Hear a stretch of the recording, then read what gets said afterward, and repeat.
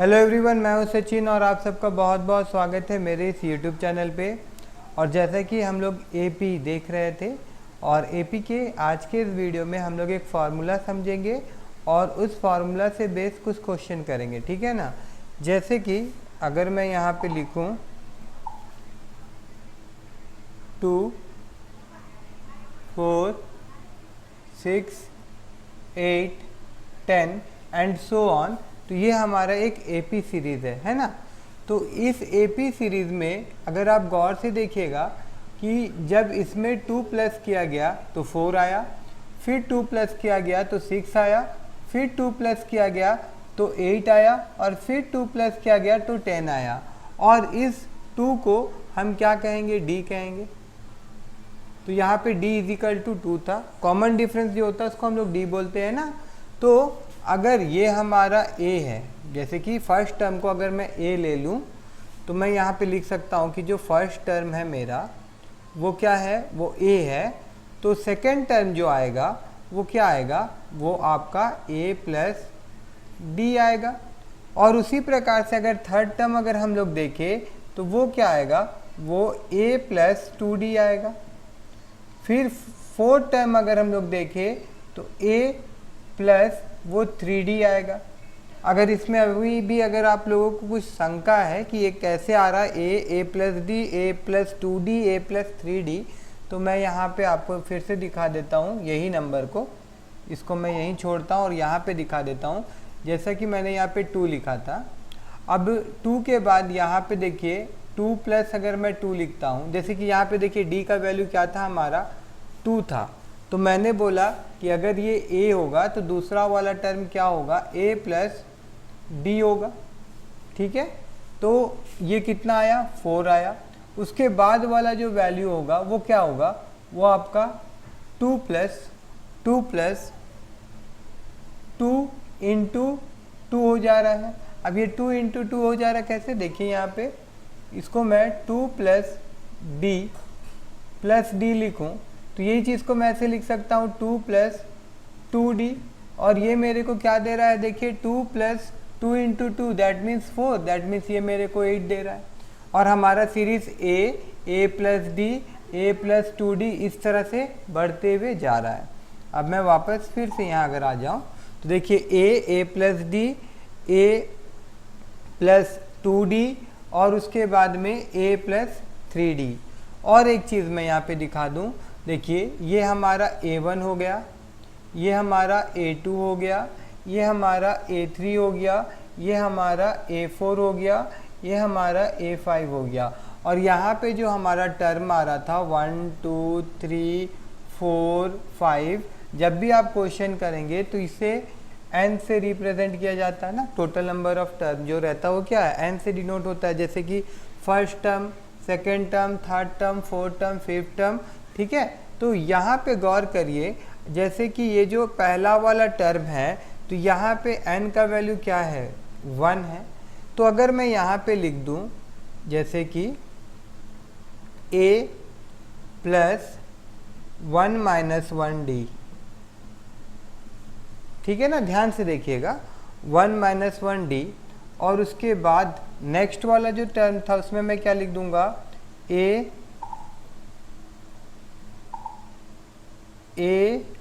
Plus, ये आपका second term है, n यहाँ पे क्या है, n इजिकल टू 2 है। तो यहाँ मैंने लिखा n प्लस 2 माइनस 1d। उसके बाद फिर यहाँ पे n का वैल्यू क्या है, 3 है। तो यहाँ मैं क्या लिख दे रहा हूँ, देखिए a प्लस 3 माइनस 1d। और यहाँ पे n का वैल्यू क्या है, 4 है। तो यहाँ मैं क्या लिख दे रहा हूँ, a 4 माइनस 1d। अब गौर करिएगा, देखिए 1 माइनस 1 0, तो क्या हो जाएगा, 0 मल्टीप्लाई d, दैट मीन्स वो 0 हो जाएगा। तो मेरे को a मिल रहा है। यहाँ पे 2 माइनस 1 1 हो जाएगा और 1 से d को मल्टीप्लाई करूँगा तो a प्लस डी मिल जा रहा है। और उसके बाद यहाँ पे 3 माइनस 1 दैट मीन्स 2d हो रहा है, 4 माइनस 1 दैट मीन्स 3d हो रहा है। अब ये लिखने का कारण क्या था कि देखिए इसी से ही वो फॉर्मूला आया कि जब भी हम कोई टर्म को निकालेंगे ए एन, तो फॉर्मूला क्या हो जाएगा हमारा a plus n minus one d. मतलब जो भी टर्म होगा उससे एक कम लिखा हुआ आएगा। जैसे देखिए ये सेकंड टर्म था, तो यहाँ पे अगर देखा जाए तो ये 1 है, यहाँ पे देखा जाए तो ये 3 है, यहाँ पे देखा जाए तो 4 है, मगर ये टर्म कौन सा है, फोर्थ टर्म है, वैल्यू यहाँ 3 आया, थर्ड टर्म है, वैल्यू यहाँ 2 आया, सेकेंड टर्म है, वैल्यू यहाँ 1 आया, फर्स्ट टर्म है, वैल्यू यहाँ क्या है, नहीं है, नहीं के बराबर है, क्योंकि यहाँ पे डी है, ये नहीं है, दैट मीन्स 0 इंटू डी हो गया, इसीलिए यहाँ पे डी नहीं आया। तो आई होप कि आप सबको ये समझ में आया होगा कि जिस फार्मूला का मैं बात कर रहा था वो फार्मूला क्या है। मैं यहाँ पे फिर से लिख देता हूँ अच्छा से, एक बार इसको मैं हटा देता हूँ। वो फार्मूला कौन सा है, a n is equal to a plus n minus one d, ये फॉर्मूला है।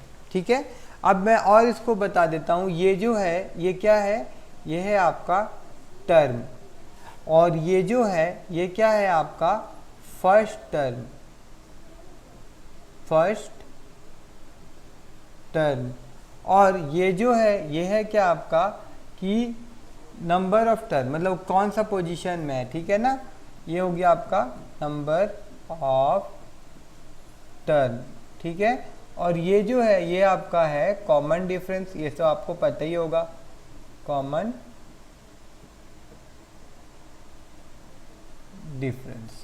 ठीक है ना, इसी को यूज़ करके हम लोग एक एग्जाम्पल, अभी हम लोग एग्जाम्पल देखेंगे जिसमें हम लोग इसका यूज़ करेंगे। ठीक है, ठीक है ना, इसका हम लोग अभी एक तो एग्जाम्पल में यूज़ करने वाले हैं।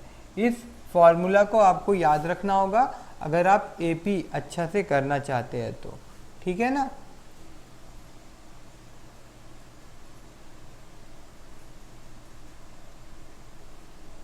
ठीक है, अब मैं एग्जाम्पल लेके आता हूं।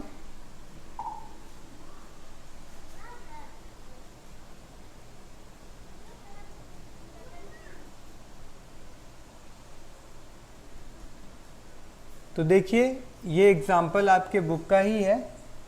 एग्जाम्पल जो है आपका example number 3, find the 10th term of AP.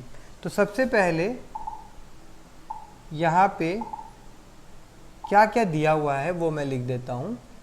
Solution, यहाँ पे गिवन एपी को एक बार मैं यहाँ लिख देता हूँ, गिवन एपी। तो क्या दिया हुआ एपी, क्या हमारा 2, 7, 12, डॉट डॉट डॉट। ठीक है, अब इस एपी में ए का वैल्यू कितना है आप देख के बताइए, क्या है 2 है ना, यही हमारा फर्स्ट टर्म है। अब अगर मेरे को डी निकालना है तो डी कैसे निकालेंगे, आई होप कि आप पहला वीडियो देखे होंगे। डी निकालने के लिए क्या करना होता है, A2 माइनस A1 करना होता है। अब A2 A1 क्या है, तो मैं यहाँ पे अगर इस टर्म को लिखूँ 2, 7 और 17, और इसी प्रकार से ये टर्म जा रहा है, तो ये हमारा A1 है, ये हमारा A2 है, ये हमारा A3 है, एंड सो ऑन, इस प्रकार से ये जाते हुए जाएगा।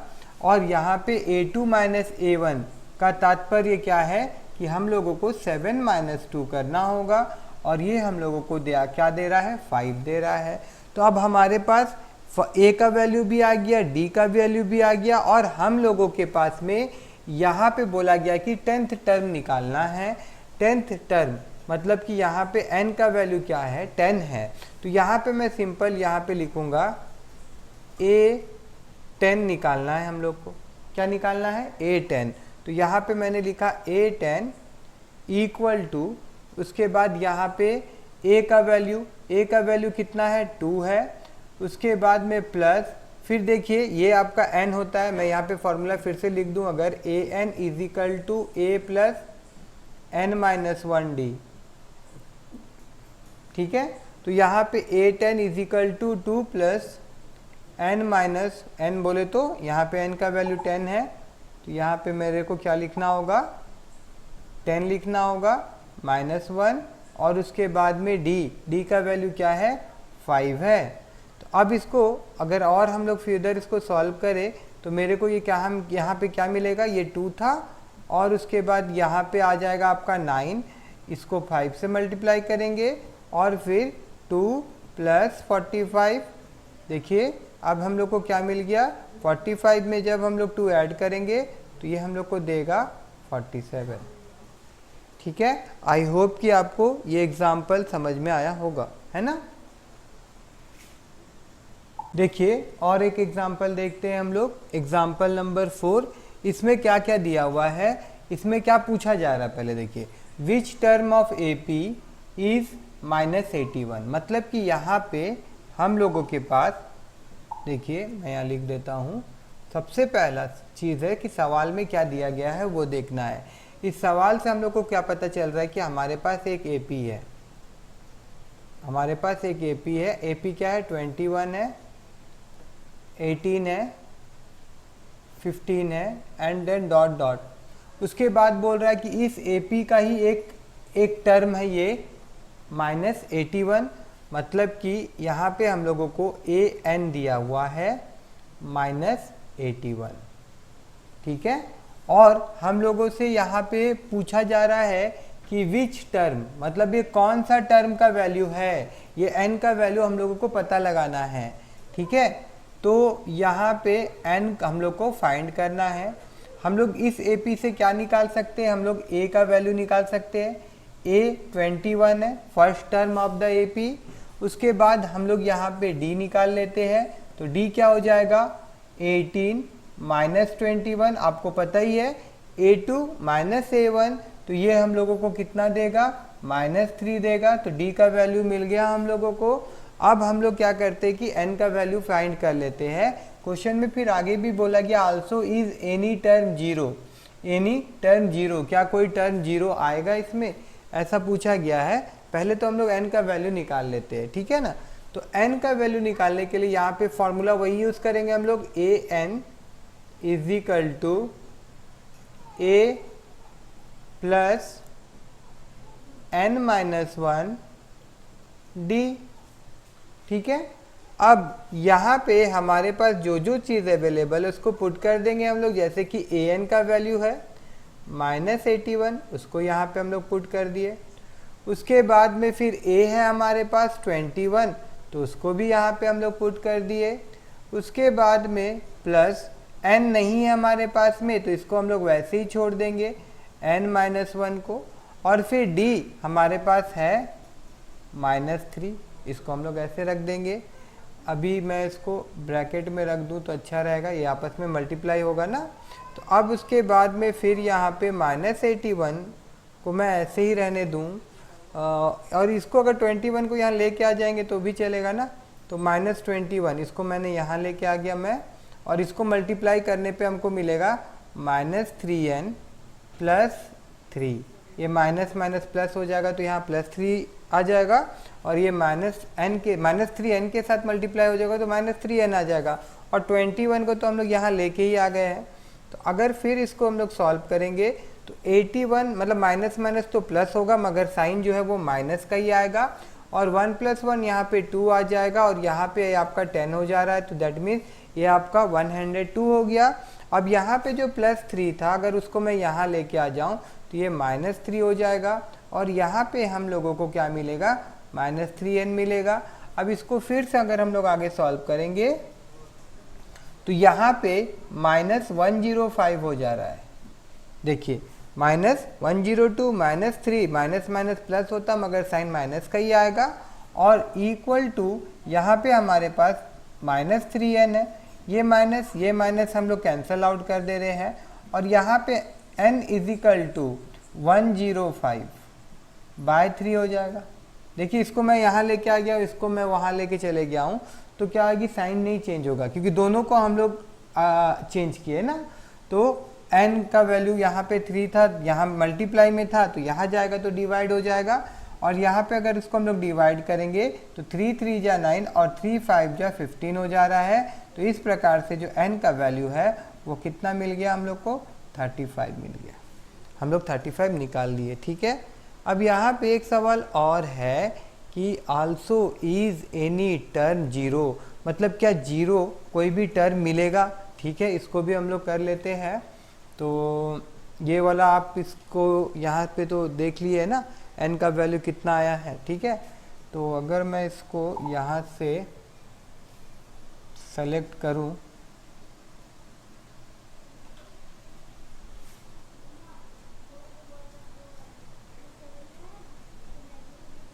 और इसको थोड़ा से हम लोग छोटा कर देते हैं एंड देन इसको पकड़ के मैं यहाँ पे कहीं रख देता हूँ। ठीक है ना, और अब मैं नेक्स्ट वाला क्वेश्चन करता हूँ। ठीक है, तो अब देखिए यहाँ पे बोला गया है कि also is any term zero, मतलब यहाँ पे हम लोग को बोला जा रहा है कि ए जीरो है क्या। यहाँ पे हम लोग नहीं, ए जीरो नहीं, यहाँ पे सॉरी, यहाँ पे क्या बोला जा रहा है कि क्या ए एन इजिकल टू जीरो हो सकता है क्या। तो इसके लिए फिर से वही फॉर्मूला हम लोग लिख दे, अगर a n is equal to a plus n minus 1d। तो यहाँ पे ए एन का वैल्यू क्या है, जीरो है, और ए का वैल्यू क्या था, यहाँ पे 21 था, प्लस एन का वैल्यू हम लोगों को तो पता नहीं है तो ऐसे ही रहने देता हूँ मैं। और उसके बाद डी का वैल्यू कितना है, डी का वैल्यू निकला था -3, तो उसको हम लोग यहाँ लिख देते हैं। उसके बाद में अब देखिए ये जीरो तो यहाँ ऐसे ही रहेगा, यहाँ पे 21 प्लस ये हो गया आपका, यहाँ पे माइनस हो जाएगा, इसको मैं मिटा देता हूँ, यहाँ हो जाएगा -3n प्लस 3, और उसके बाद फिर इसको अगर हम लोग सॉल्व करते हैं तो ये हो गया जीरो, यहीं रहने देता हूँ मैं, ये हो गया आपका 24 माइनस 3n, और उसके बाद फिर इसको अगर हम लोग सॉल्व करेंगे, इसको उठा के मैं पूरा यहाँ लेके आ जा रहा हूँ, 24 माइनस 3n अगर मैं यहाँ लेके आ गया हूँ तो ये ऐसे हो जाएगा। और फिर यहाँ पे देखिए आपका -3n इजिकल टू -24 हो जा रहा है, माइनस माइनस कैंसल आउट हो जाएगा, और फिर यहाँ n इजिकल टू 24/3 आ जा रहा है। ठीक है, और यहाँ पे 3 का टेबल में 24 आता है ना। ठीक है, कितना जा में आएगा ये आपका 3 8 जा 24, तो यहाँ पे हम लोग को n का वैल्यू मिल रहा है। तो यहाँ पे हम लोग बोल सकते हैं yes zero is the term of this AP, और वो कौन सा टर्म होगा, वो 8 टर्म होगा। वो कौन सा टर्म होगा, वो आपका 8 टर्म होगा। ठीक है, देखिए हम लोग अब नेक्स्ट एग्जांपल देखते हैं। अब देखिए इस एग्जांपल में क्या बोला जा रहा है, determine the AP whose third term is 5 and seventh term is 9, मतलब कि यहाँ पे हम लोगों को AP फाइंड करना है और इस AP का थर्ड टर्म दिया हुआ है और सेवेंथ टर्म दिया हुआ है।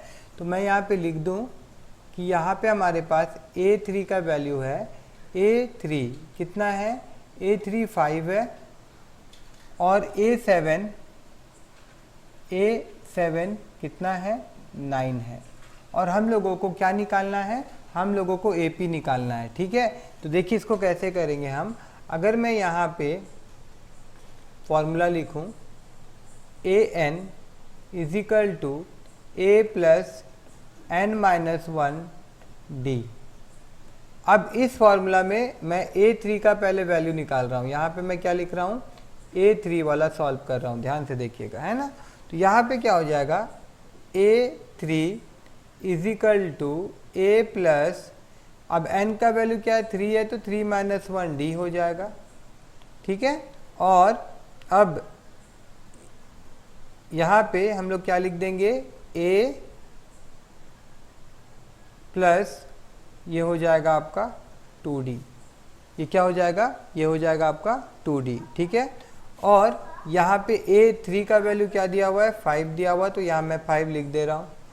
ठीक है ना, तो यहाँ पे मैं इसको बोल देता हूँ कि ये मेरा इक्वेशन 1 है, ये मेरा क्या बन गया, इक्वेशन 1 हो गया। और फिर जब A5 है हमारे पास, यहाँ पे बोला गया नहीं 7 है हमारे पास, 7 टर्म, एक मिनट इसको मैं मिटा देता हूँ।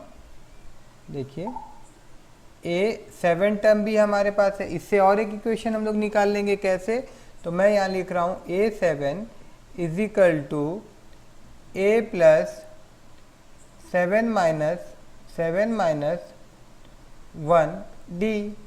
तो ये क्या बन जाएगा, A7 का वैल्यू क्या होगा, A7 का वैल्यू 9 है, और यहाँ पे A का वैल्यू तो पता नहीं, वैसे ही छोड़ देंगे, यहाँ पे 6D हो जाएगा, और इसको हम लोग बोलेंगे कि ये हमारा इक्वेशन 2 हो गया। ठीक है, पूरा मैं लिख दूँ, ये क्या हो गया हमारा इक्वेशन 2 हो गया। ठीक है ना। अब हम लोग क्या करेंगे, ये दोनों इक्वेशन को हम लोग सॉल्व करके A और D का वैल्यू निकाल लेंगे। तो इसको मैं थोड़ा छोटा कर देता हूँ ताकि इसी पेज में मैं सॉल्व कर सकूँ।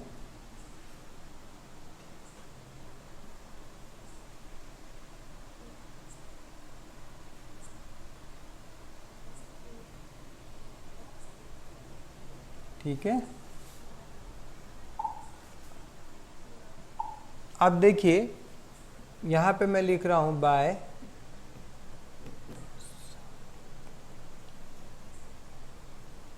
Solving equation 1 and equation 2। ठीक है, तो यहाँ पे इक्वेशन 1 क्या है, a plus 2d equal to 5 है। इक्वेशन 2 क्या है, a plus 6d is equal to 9 है। देख लीजिए, है ना। तो अब यहाँ पे minus minus minus, linear equation किए होंगे ना आप लोग। ठीक है, लीनियर इक्वेशन में जैसे सॉल्व करते हैं ना दो इक्वेशन को, उसी लीनियर इक्वेशन इन 2 वेरिएबल, है ना। तो यहाँ पे हम लोग सॉल्व कर रहे हैं उसी तरह से, यहाँ पे ये दोनों कैंसिल हो जा रहा है, और यहाँ पे क्या आ जा रहा है, माइनस 4d इजिकल टू -4 आ रहा है। गौर से देखिए, 5 से 9 जाएगा तो क्या होगा, 4 होगा, मगर 9 के आगे माइनस साइन है ना, तो अब साइन तो माइनस का ही आएगा। तो यहाँ पे ये माइनस कैंसिल हो जा रहा है, और d इजिकल टू 4/4 आ जा रहा है। दैट मीन्स ये कटेगा, तो क्या आ जाएगा, यहाँ पे d का वैल्यू 1 आ जाएगा। d का वैल्यू यहाँ क्या आ गया, 1 आ गया, है ना। अच्छा, यहाँ पे ठीक है, यहाँ पे A7 था, ठीक है, तो d का वैल्यू 1 आ गया। तो अब जो AP था वो क्या होगा, उसके लिए हम लोग को यहाँ पे A का वैल्यू भी निकालना होगा। अब यहाँ पे मैं लिख देता हूँ बाय पुटिंग, बाय, एक मिनट,